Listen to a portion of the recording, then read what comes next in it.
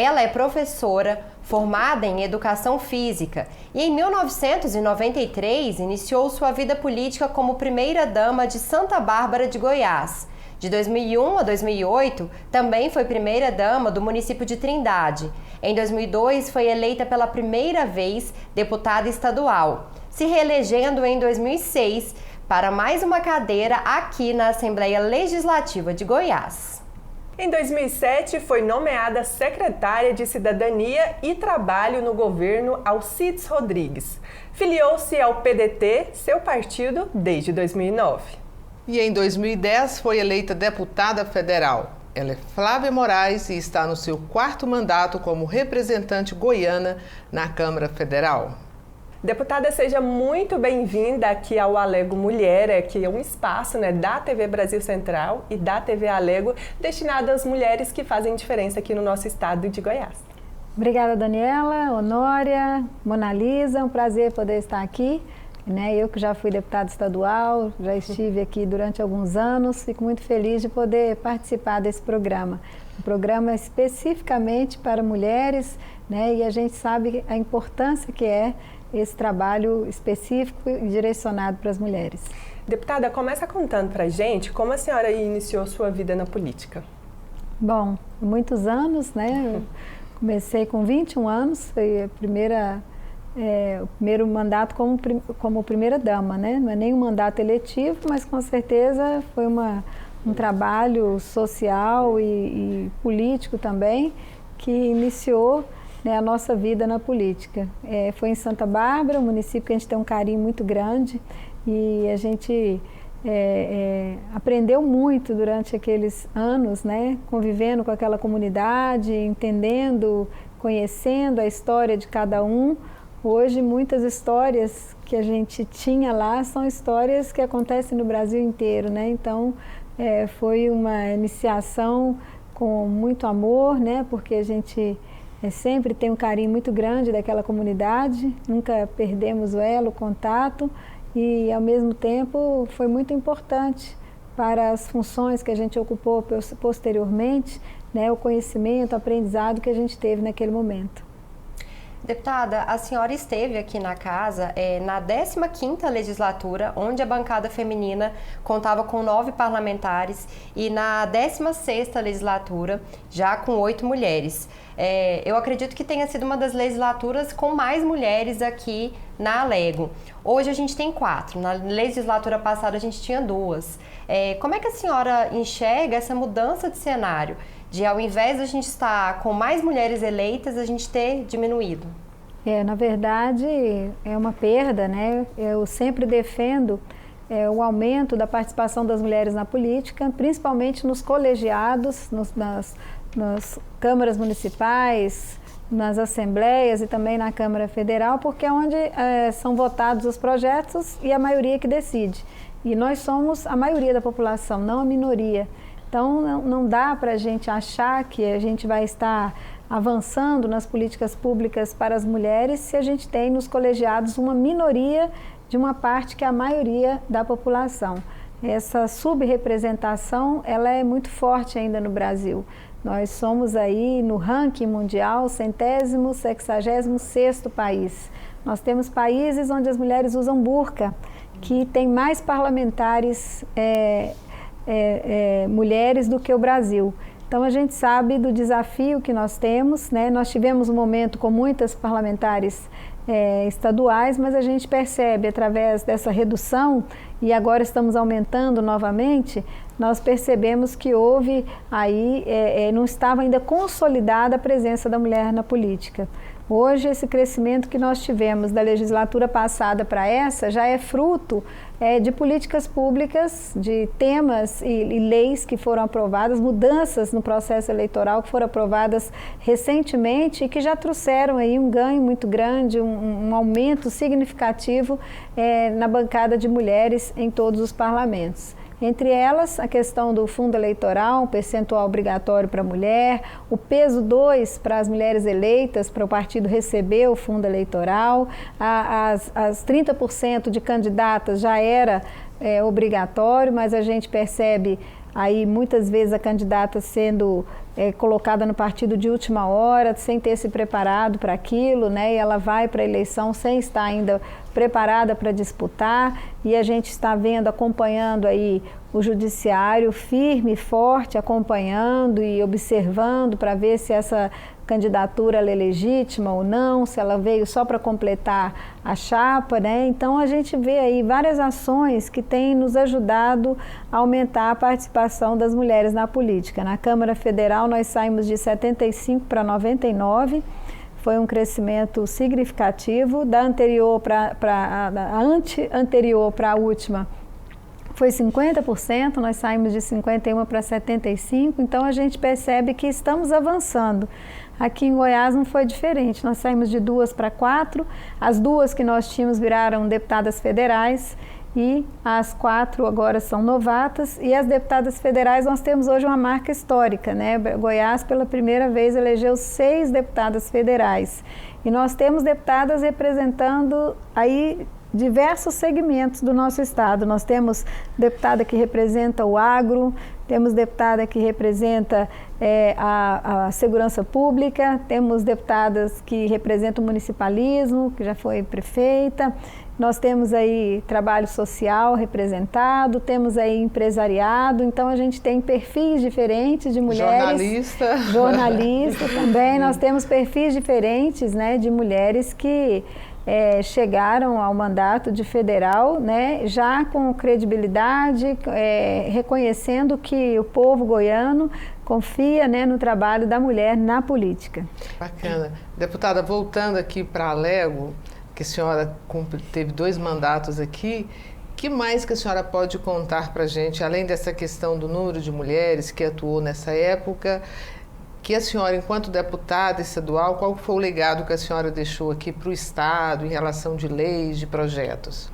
Bem, nós tivemos aí vários projetos, né, a nível estadual, vários, mas a gente gosta muito de lembrar da criação do passaporte do idoso, que com certeza ele trouxe aí, o Estatuto do Idoso já previa o direito, mas ele materializou o direito do idoso estar viajando até 4 cidades por mês, gratuitamente, entre municípios do estado de Goiás. Isso com certeza foi uma conquista muito importante, porque muitos precisam estar visitando os filhos, fazendo tratamento de saúde, e muitas vezes a aposentadoria que acaba se onerando com medicamentos, eles não têm esse recurso para fazer essas viagens. Nós tivemos aí muita atuação também em relação à questão da violência contra a mulher, é um tema que a gente acompanha até hoje. Na época que eu assumi o primeiro mandato, a gente não tinha a Lei Maria da Penha.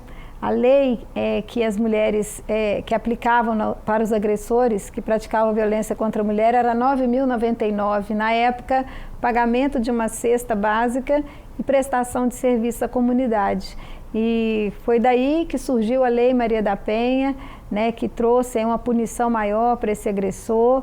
E aí toda a rede da Lei Maria da Penha para ser estruturada, construída. Então nós atuamos muito na legislação, aprovando recursos no orçamento, trabalhando em todos os sentidos para que nós pudéssemos avançar nesse sentido aqui em Goiás. Hoje a nossa rede vai avançando, inclusive realizamos aqui um seminário envolvendo a Câmara Federal através da Comissão da Mulher e também a Procuradoria da Mulher aqui da Assembleia Legislativa, e pudemos fazer aí uma discussão, um debate envolvendo todos os atores da aplicação da Lei Maria da Penha aqui em Goiás. Tivemos lá o Ministério Público, a Defensoria, o Tribunal de Justiça, tivemos os executivos do Estado de Goiás, da Prefeitura de Goiânia e também do Governo Federal, Secretária Nacional de Combate à Violência contra a Mulher, tivemos a Polícia Civil, Polícia Militar, Guarda Municipal, enfim, toda a rede participando desse debate, uma questão que nos preocupa muito hoje, a questão da violência contra a mulher. A gente tem acompanhado os números de assassinato, de homicídio caindo em todo o país, mas infelizmente feminicídio na contradireção, né? Então a gente sabe aí do desafio que é isso, é um fenômeno que a gente não consegue entender. A Lei Maria da Penha é um dos marcos legais mais avançados do mundo, E mesmo assim a gente ainda tem esses números aqui no nosso país. Então é um desafio, nós hoje estamos trabalhando essa articulação para que todos os órgãos possam trabalhar juntos, né? Que a gente possa estar mais articulado, acompanhando o que o outro está fazendo, a bancada de deputadas todas à disposição dessa rede para que a gente possa garantir emendas parlamentares para fortalecer a rede e também propostas legislativas que possam ajudar na efetividade da lei. Deputada, porque além da questão da violência contra a mulher, os filhos dessas mulheres hoje sofrem, são até assassinados, como esse caso brutal que nós acompanhamos recentemente aqui em Goiás, né, que o esposo por vingança a um ato que ele disse que a esposa estava cometendo, ele assassinou as suas duas filhas, uma de 8 anos e outra de 4 anos. Então, vidas de crianças têm sido ceifadas e muitas vezes os pais também da mulher têm sido mortos. Vocês, enquanto leis públicas, esses assuntos são levados também ao parlamento, nas discussões de como a família também e as crianças. O que pode proteger as crianças hoje da violência dos próprios pais? Exatamente. Na verdade, nós temos nos preocupado muito com essa questão.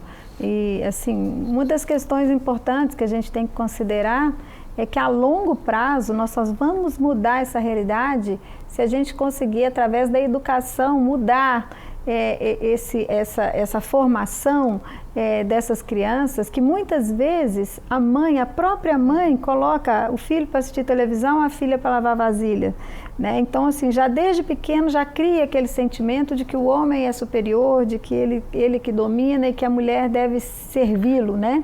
Então, assim, essa é uma questão que ela aprendeu quando era criança e ela faz com todo amor, achando que está fazendo bem o certo. Mas, na verdade, é preciso que a gente possa mudar essa realidade nas escolas, ensinar para que as crianças, homens e mulheres, possam conviver e entender que todos têm os mesmos direitos. Essa situação do agressor matar e suicidar é porque, como a lei vem com a penalidade maior, ele sabe que ele vai ser punido, que ele vai ser preso. Então, mas ele acha que ele domina e que ela não pode sair daquele domínio dele, então ele acaba matando, né? Então, quanto mais a mulher se torna independente, hoje as mulheres estão estudando mais, elas estão passando nos concursos, têm assumido cargos de chefia com muita competência, e isso está desafiando, deixando os homens inseguros, aqueles homens que não estão preparados para conviver com essa mulher moderna, emancipada, autônoma financeiramente, eles acabam querendo obrigá-la de qualquer forma. Daí vem o assassinato, vem o suicídio, e aí vem as crianças, né, que quando não são mortas também, elas acabam ficando órfãs de pai e de mãe, né? Então é uma situação muito triste, né? Nós temos que trabalhar. Aprovamos há pouco tempo um projeto importante no plenário que garante um auxílio BPC para essa criança órfã, vítima da violência doméstica. Então, muitas vezes, essa criança, quando fica sem o pai e sem a mãe, e quando ela é de uma família muito vulnerável, ela vai para a casa da avó, que às vezes não tem dinheiro para comprar o leite para ela, né? E acaba ela se tornando uma despesa a mais, uma família já vulnerável. Então, nesses casos, essas crianças vão ter o direito a esse benefício, que é um benefício já para famílias vulneráveis. Então, ela já chega na outra família, mas com uma renda. É claro que é insubstituível a presença da mãe, do pai na vida dessa criança, mas ameniza um pouco, né, todo o transtorno, todo o sofrimento que ela vai ter naquele momento daquela tragédia. E, para além disso, a questão da violência, do assassinato de crianças, né, a gente percebe que, junto com tudo isso, nós precisamos de estruturar a nossa rede para que tenha profissionais que tenham condições de ajudar essa mãe, essa que denuncia, mas também o agressor, que possam fazer esse atendimento. Trabalho de atendimento emocional, exatamente. Né? A saúde mental hoje é um grande desafio, não só na área da violência contra a mulher, nós estamos vendo aí os nossos jovens, né? A importância hoje, o psicólogo é tão importante na escola quanto o professor, né? Então a gente sabe aí dos desafios que nós temos, já existiam antes, pós-Covid aumentaram, nós temos aí muitos jovens com crise de ansiedade, precisando desse acompanhamento, então a gente precisa estruturar essa rede para que a gente tenha essa equipe multiprofissional, fazendo esse acompanhamento e agora também esses grupos de reflexão são grupos que podem tratar esse agressor. As informações que a gente tem da Defensoria é que a gente tem reincidência de violência para os homens que participam desse grupo é 0, então tem conseguido trazer um resultado efetivo, né? E é isso, nós precisamos trabalhar e lá dentro, né, da consciência, tentar trabalhar esse sentimento, por que os homens estão achando que eles podem sair matando, o que está acontecendo, porque para nós é um fenômeno que a gente não consegue entender, né? Por que a pessoa prefere morrer do que, às vezes, fazer a vida seguir, né? Segue a fila, vamos para frente, vamos, né? Então, a gente precisa de ajuda, acho que esses homens precisam de ajuda, essas mulheres que entram no ciclo de violência e começam a aceitar essa situação, não conseguem sair, elas também precisam de ajuda e a gente precisa de profissionais, pessoas qualificadas para falar a coisa certa, para orientar da forma certa, para que essas mulheres possam sair do ciclo da violência e esses agressores também, eles precisam ser tratados, porque senão muda, a mulher larga dele, mas ele vai achar outra e vai continuar fazendo a mesma coisa. Então muitas a gente vezes vem da infância desse homem também e os filhos desse casal que passou ali por violência em casa também pode se tornar um agressor, né? Exatamente. Muitas vezes o agressor ele sofreu, viu a mãe sofrendo violência quando criança, isso se reproduz nas outras gerações. A mulher que sofre violência, a criança que vê a mãe sofrendo violência, ela vai achar que aquilo é normal, ela vai acabar sofrendo novamente e o filho vai achar que é normal tratar a mulher daquela forma. Então, isso se multiplica pelas gerações. Então, passa muito pelo processo da educação, mas passa muito também pelo acompanhamento da equipe multiprofissional, o enfrentamento a esse, eu falo que é uma mancha que a nossa sociedade carrega em pleno século XXI, né, que é a prática da violência contra a mulher.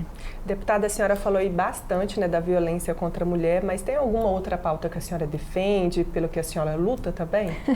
Tem muitas pautas, mas assim, eu falo que a nossa bandeira principal é a saúde, né? Nós temos trabalhado muito por isso em várias frentes parlamentares, na Comissão da Saúde. Hoje é uma preocupação muito grande com o acesso das pessoas ao atendimento de saúde, procedimentos, né, as filas de espera, doenças como câncer que a gente tem hoje, vamos ter um aumento significativo de novos pacientes e a gente tem um sistema já com muita dificuldade de atender o que nós já temos, então a gente está trabalhando para melhorar, para conseguir habilitar outros hospitais, para a construção do CORA que o nosso governador já lançou, para que a gente possa consolidar, para ajudar o Araújo Jorge, para a gente ter lá uma estrutura melhor, que está super lotado, enfim.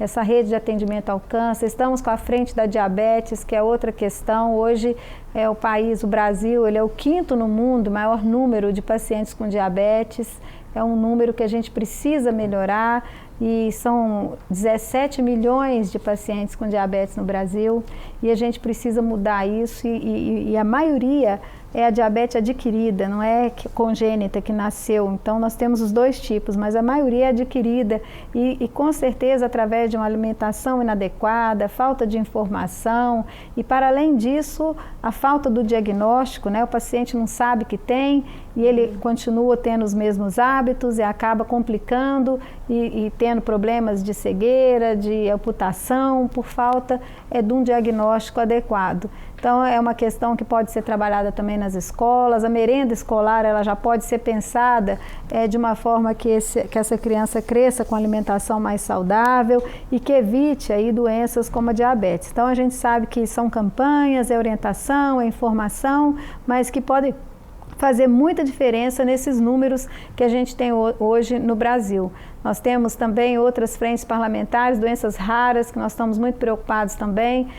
As doenças raras são de difícil diagnóstico e também os medicamentos são muito caros, porque eles são feitos em pequena escala e os pacientes muitas vezes com muita dificuldade, e a gente tem uma preocupação grande com isso, e nós temos trabalhado, nós temos a subcomissão, nós temos discutido vários tipos, mieloma múltiplo é um que nós estamos trabalhando e várias outras, né? Nós temos aí a questão do idoso, eu faço parte da comissão do idoso também, é um desafio muito grande. O nosso país é um país que envelhece muito rápido, a população está mudando o seu perfil demográfico, a gente tem aí uma população que aumenta a população idosa rapidamente, o Brasil ainda não está preparado para isso, nós temos aí o desafio da formação, da qualificação de cuidadores, o desafio de nós termos aí casas que possam atender os centros-dias, que é a política pública mais adequada. A gente ainda não tem essa estrutura de retaguarda, a gente precisa colocar mais centros-dias em Goiás e no Brasil. A gente tem aí a questão da violência contra o idoso, que infelizmente ainda é presente e recorrente na nossa sociedade. Enfim, são vários, o envelhecimento saudável, a parte da violação de direitos. Então a gente tem discutido e debatido muito também sobre a questão do idoso. Nós também fazemos parte da Comissão do Esporte, que é uma luta nossa também. Trabalhamos pela universalização e a diversificação das modalidades esportivas. Aqui mesmo em Goiás foi lançado o projeto Construindo Campeões, que traz artes marciais para os municípios. É um projeto que começou, já está ampliando. A gente tem incentivado e investido emendas para que a gente possa cada vez mais ampliar. A senhora é formada em Educação Física, Exatamente. Né? Eu defendo isso porque até é interessante eu contar isso. Quando eu comecei na Comissão do Esporte, era só eu e a maioria dos participantes eram ex-atletas, né, Romário, então era só, o tema da comissão era só esporte de alto rendimento. E a gente defendia lá, e eu era uma voz única, né, que ficava falando que a gente precisava fortalecer o esporte nas escolas, né, que a gente precisa melhorar o acesso das crianças ao esporte. E que o esporte de alto rendimento é consequência de um esporte base bem feito, né? Então os atletas vão surgindo, mas é importante para todos, né? O acesso às quadras nas escolas, às pistas de atletismo, às piscinas nos municípios menores, e a gente tem trabalhado muito para melhorar esses recursos, na divisão dos recursos, que a gente tenha mais recursos para o esporte educacional. Aí hoje, graças a Deus, com o tempo, eu fui falando sozinha, hoje a gente já tem esse discurso como uma tônica da comissão, durante vários momentos da revisão do orçamento, até na elaboração do Plano Nacional do Esporte, a gente já conseguiu garantir uma parcela significativa de recursos para o esporte educacional. Então a gente considera essa uma grande vitória. Em relação à saúde, eu falo que eu tenho um projeto de lei que para mim, uma lei que foi aprovada, que para mim é a lei mais importante de todos os meus mandatos, que é a lei de 60 dias, que criou um prazo, foi a primeira lei que criou prazo para o SUS, que é a lei que criou prazo para o início do tratamento do câncer, e um prazo máximo de 60 dias. Então, essa lei, ela hoje está fazendo 10 anos esse ano, a gente aprovou ela logo no início do meu primeiro mandato, e ela é 2013, nós estamos em 2023, ela está completando 10 anos, ainda nós estamos trabalhando para que ela se efetive, mas é com certeza um direito que todo cidadão brasileiro tem, é uma forma dele cobrar esse direito, e a câncer é uma doença que é sensível ao tempo, a gente sabe que quanto antes começar o tratamento, mais rápido e mais possibilidade esse paciente tem de cura.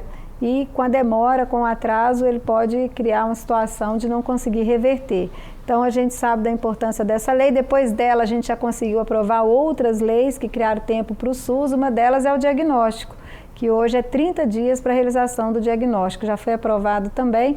Antes, a lei dos 60 dias é 60 dias após o diagnóstico. E a gente tinha aí um tempo grande para conseguir confirmar o diagnóstico. Então, o paciente tinha uma suspeita de câncer, ia fazer a biópsia R$1.000 e muito difícil de conseguir pelo SUS. Então, a gente aprovou a lei dos 30 dias. A partir da suspeita do câncer, o médico indicou que tem suspeita, o SUS é obrigado a fazer em 30 dias essa biópsia. Então, assim, são conquistas que a gente vai... Hoje eu estou trabalhando muito pelo rastreamento do câncer coloretal. Hoje é o segundo câncer em incidência, tanto para homens quanto para mulheres. Para os homens só perde para o de próstata e de mulher só para o de mama. E esse câncer ele aumentou muito e hoje 90% dos casos de câncer coloretal, se forem descobertos no começo, tem cura. E hoje a gente não tem rastreamento, tem exame, as pessoas não fazem exame de prevenção ao câncer coloretal. Então a preocupação nossa é muito grande com isso, a incidência é muito grande e a gente apresentou esse projeto, se for aprovado vai ser outro avanço, que obriga o SUS a disponibilizar esse exame, que é caro, também a colonoscopia, e esse paciente, para os pacientes que têm algum histórico desse tipo de câncer na família, ou que tem sintomas clínicos, né? Então, tem o sintoma, ele vai fazer logo a colonoscopia. Com isso, a gente já consegue reduzir bem, né, a incidência da descoberta desse câncer num estágio muito avançado. Então, a gente tem aí muitos desafios, a gente tem outras comissões que a gente participa, tem a do trabalho também que a gente faz parte, regulamentando várias profissões importantes, acompanhando essas relações de trabalho, enfim, são muitas comissões, né? Tem uma importante que eu sou coordenadora, que é a Comissão Externa de Obras Inacabadas e Paralisadas, é uma obra também importante, eu falo que é um grande desafio para o Brasil a gente conseguir concluir essas obras, não concluir é desperdício de recurso público, é falta de respeito com o recurso, com o imposto que o cidadão paga, e a gente sabe quantas e quantas obras, são mais de 14 mil no Brasil. Deputada, é muito trabalho, né? Como que dá conta? A gente sabe que o trabalho parlamentar e municipalista, que é o que a senhora faz, demanda muito tempo. Mas quando a senhora entrou na vida política, a senhora era mãe de crianças, imagino, ou ainda nem tinha filhos. Como que sempre foi conciliar a vida familiar, a maternidade com a vida política? Na verdade, passou que eu nem vi, né? Porque hoje meus filhos estão criados, cada um já tem a sua vida. Eu tenho 3 netos também. Meus netos e essa minha filha, mãe dos netos, moram fora do Brasil, né? A família toda mora lá no Canadá. E a gente tem a Bárbara, que é médica, mora aqui em Goiânia, e tem o Fabrício, que é farmacêutico, mora aqui em Goiânia. E a gente conseguiu, graças a Deus, que todos se tornassem pessoas de bem, são pessoas trabalhadoras, são pessoas bem intencionadas, humanas, acessíveis também, e a gente conseguiu fazer esse trabalho, mas não foi fácil conduzir isso. A gente sempre carregou lá no fundinho do coração aquele sentimento de culpa, né, pela ausência. Esse toda mãe carrega, né? Então a gente teve esse sentimento durante muito tempo. Minhas filhas saíram já com 16 anos, foram estudar, depois já casou, todos os 3 são casados hoje, né? Eu acho que eu e o Dr. Jorge fizemos um bom trabalho, né? Eu acho que são pessoas, assim, eu sou coruja, né? Sou mãe, a gente fala, pode parecer que é corujice. Também, né? Mas eu acredito, eu digo que são pessoas maravilhosas, meus filhos, né? Então a gente conciliou, trabalhou, sofreu e tinha aquela dificuldade de agenda, de estar presente, às vezes reclamação, e a gente tentava compensar, e foi assim, eu acho que é igual a de muitas mulheres, né? Mas nunca deixamos de ter firmeza, de cobrar, e também eu acho que o mais importante é dar exemplo, né? Eu acho que eles às vezes criticam, reclamam, mas eles acompanham e seguem o exemplo da gente, né? Então acho que a gente tentou sempre dar exemplo, sempre fazer o certo para que eles pudessem ser pessoas assim. Então eu sou muito feliz com a família que nós temos, né? A família, graças a Deus, muito bonita, e que tem aí cada um na sua função, na sua missão, tem muito a contribuir com a nossa sociedade. Deputada, a gente já está caminhando para o final. Eu queria que a senhora deixasse uma mensagem, uma reflexão, alguma coisa que faz sentido para a senhora. Quem me inspira muito é a nossa querida Cora Coralina, né? E ela tem uma das poesias dela, um verso que eu gosto muito. Eu não sei se esse tempo aqui é curto ou longo demais para nós, mas eu sei que nada faz sentido se não tocarmos o coração das pessoas, né? Então eu falo que quando a gente faz as coisas com amor, quando a gente dedica com sinceridade, com amor, tudo dá certo, né? E a gente tem aí essa história de vida política que nós temos, a gente sempre teve e tem a missão de cuidar das pessoas, e a gente consegue, dando um passinho a cada dia, a gente consegue, através da representação política, melhorar a vida de muitas pessoas. Deputada, muito obrigada pela sua presença, por aceitar o nosso convite aqui no Alego Mulher e seja sempre muito bem-vinda. Tá, obrigada, parabéns ao trabalho da Alego Mulher, iniciativa fantástica, muito obrigada pela atenção e pela oportunidade de participar com vocês. O Alego Mulher fica por aqui, continue acompanhando a nossa programação e até a próxima. Tchau.